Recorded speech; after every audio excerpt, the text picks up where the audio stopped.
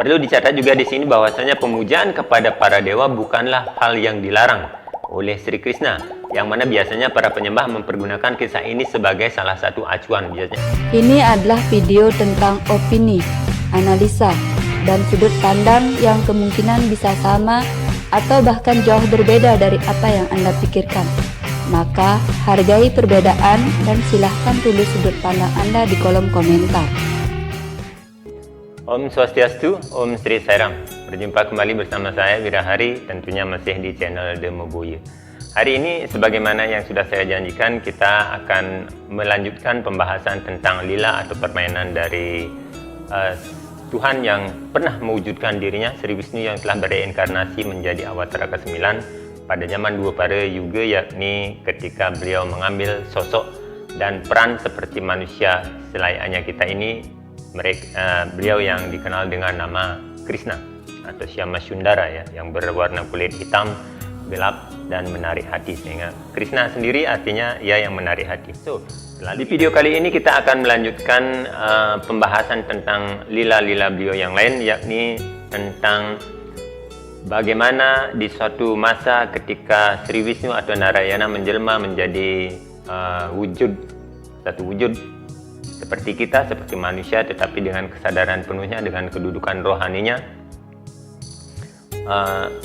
Seorang anak kecil penggembala sapi di Vrindavan Lokasana di India sana yang dikenal dengan nama Krishna atau Syama Sundara, seorang pemuda tampan berkulit gelap yang sangat menarik hati dengan nama Sri Krishna.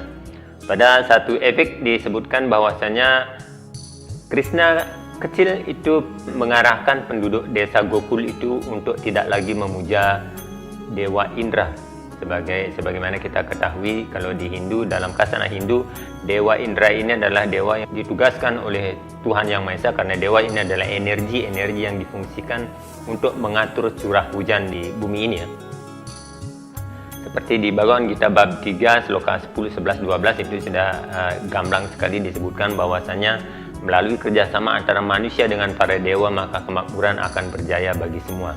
Maka siapapun yang menikmati berkat-berkat Tuhan melalui para dewa itu tanpa mempersembahkannya terlebih dahulu kepada para dewa, sesungguhnya mereka adalah seorang pencuri, dan mereka juga disebut sebagai makan dosa saja. Jika kita tidak mempunyai rasa terima kasih atas rahmat karunia yang telah diberikan oleh Tuhan melalui para dewa tersebut. Nah, kisah ini mirip, tetapi seringkali juga dipahami dengan cara yang keliru, sehingga menimbulkan pemahaman dan pengertian serta kesimpulan yang juga keliru, sehingga menyebabkan tak elok di kalangan beberapa keyakinan, sehingga muncul juga polemik-polemik seperti sekarang ini.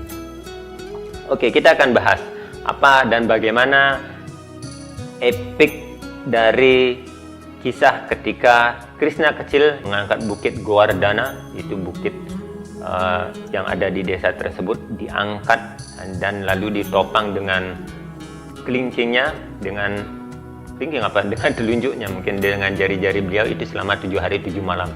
Ketika Dewa Indra benar-benar marah, merasa diabaikan, bahwasanya dulu penduduk Gokul itu biasanya mereka akan memberikan sesajen, memberikan persembahan kepada Dewa Indra sebagai wujud rasa terima kasih, tetapi pada masa itu justru dialihkan kepada bukit Govardhana, sehingga Dewa Indra dalam tanda kutip, dewa yang sebenarnya sudah bebas dari rasa amarah tersebut, tiba-tiba marah sekali lalu mencurahkan hujan yang sangat lebat di daerah Gokul itu selama 7 hari 7 malam, dengan maksud untuk memberi ganjaran, memberi pelajaran kepada manusia-manusia yang sudah dianggapnya tidak lagi berbakti kepada dirinya. Nah, di sini ada pesan moral yang sangat bagus sekali yang diselipkan oleh Sri Krishna dalam permainan ilahinya.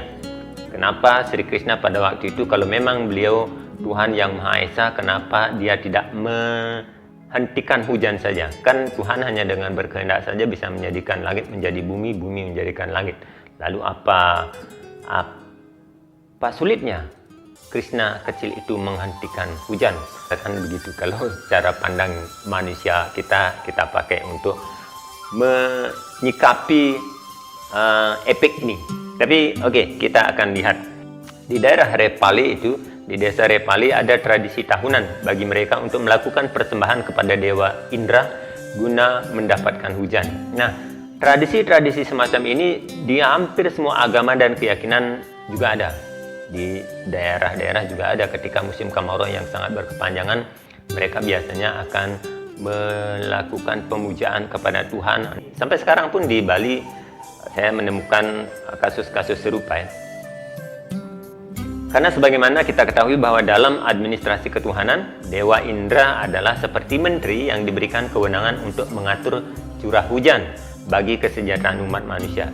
Tetapi sayang bahwasanya Dewa Indra pun telah takabur, menganggap bahwa kekuasaannya itu ada bersumber dari dirinya sendiri. Nah, pada waktu itu Dewa Indra merasa bahwa kemampuan atau kekuasaannya untuk menurunkan hujan atau tidak menurunkan hujan di suatu daerah itu adalah karena otoritasnya, kekuasaan yang dimilikinya. Dia sudah menjadi takabur. Sehingga untuk menyadarkan hal ini, menyadarkan ketakaburan dari Dewa Indra, Sri Krishna menganjurkan penduduk desa agar menghentikan tradisi tahunan tersebut, dan sebagai gantinya Sri Krishna meminta agar dilakukan pemujaan kepada Bukit Govardhan yang telah menyimpan air hujan, lalu memberikan kesuburan bagi penduduk desa itu.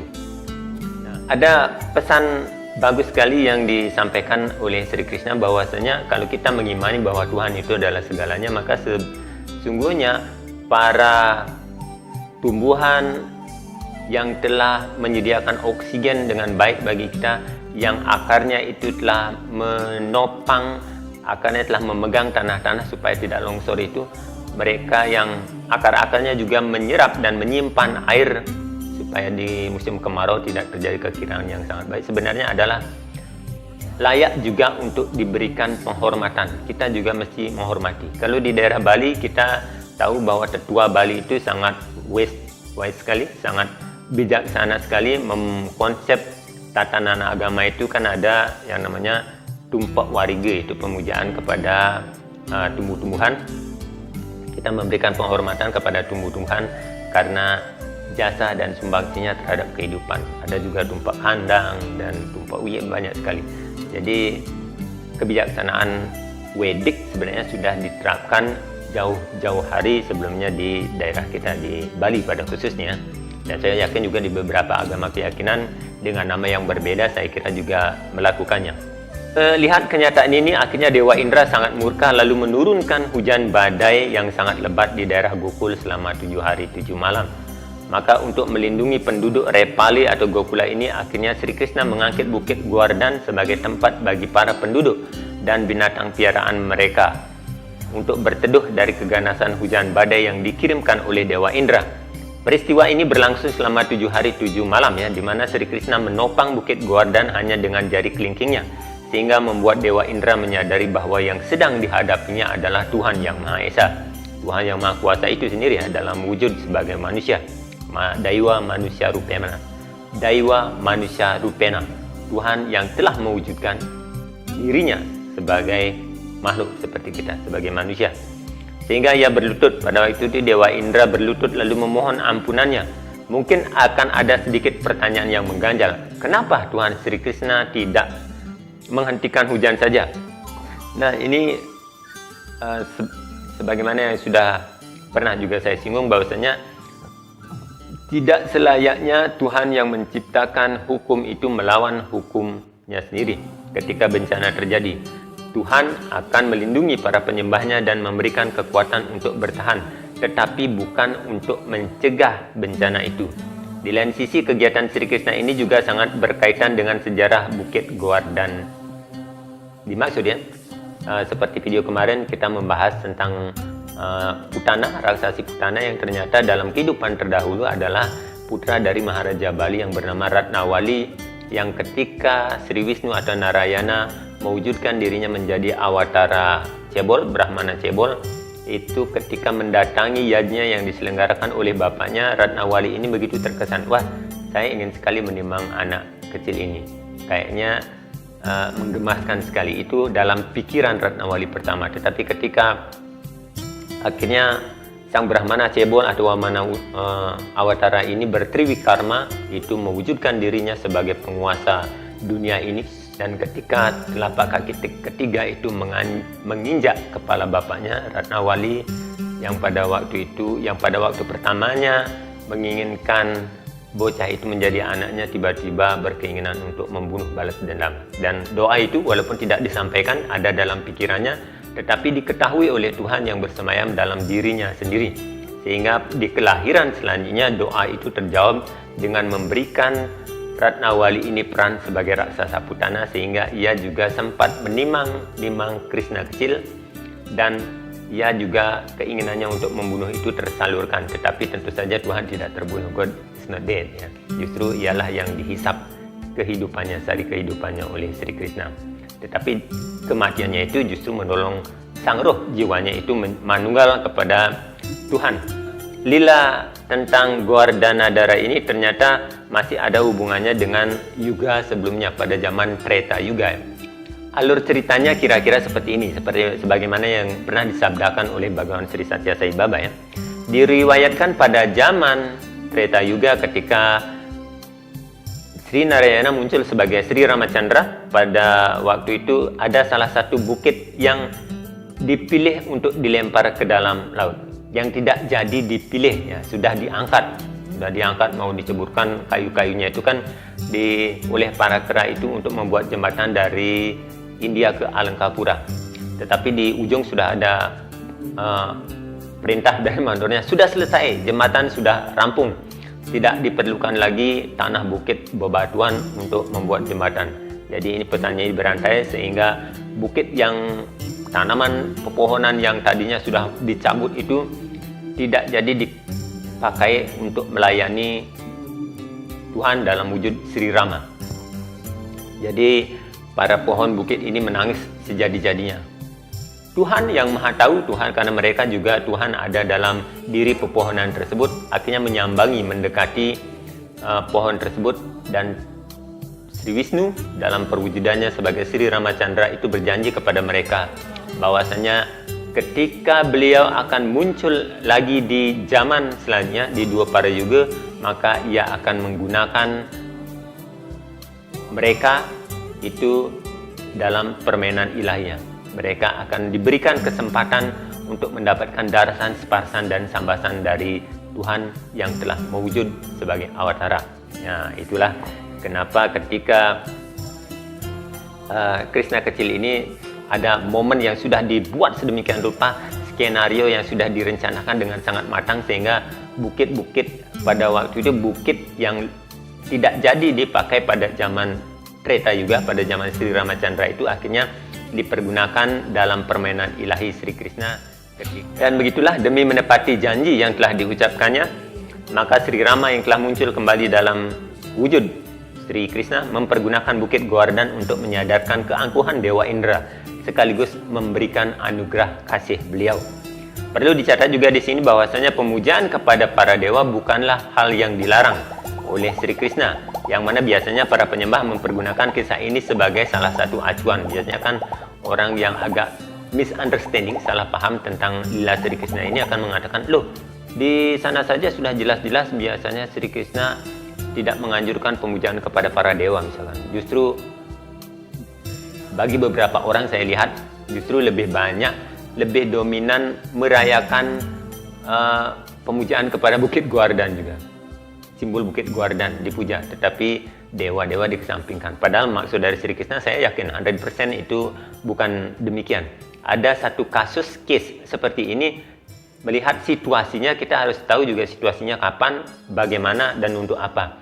Jelas-jelas pada waktu itu dikatakan bahwa Dewa Indra itu sudah menjadi takabur dan itu perlu diluruskan. Dan dalam kesempatan lainnya yang berhubungan dengan masalah tersebut, Sri Krishna, Sri Wisnu atau entah Narayana atau apalah namanya yang telah mewujud menjadi Sri Krishna itu harus menepati janji beliau yang pernah diucapkannya ketika menitis menjadi Sri Rama, bahwasanya ia akan mempergunakan dan memberikan kesempatan kepada Bukit Govardhan dan seluruh penghuninya itu untuk melayani dirinya ketika mewujudkan menjadi wujud yang lain di yuga selanjutnya, yakni di dua para yuga. Jadi tidak benar bahwasanya pemujaan kepada para dewa ini dilarang. Kalau kita memuja bukit sebagaimana yang dianjurkan oleh Sri Krishna ini, tentu saja kita harus menghormati pepohonan, kita harus menjaga keharmonisan, penghormatan juga kepada alam sekitar,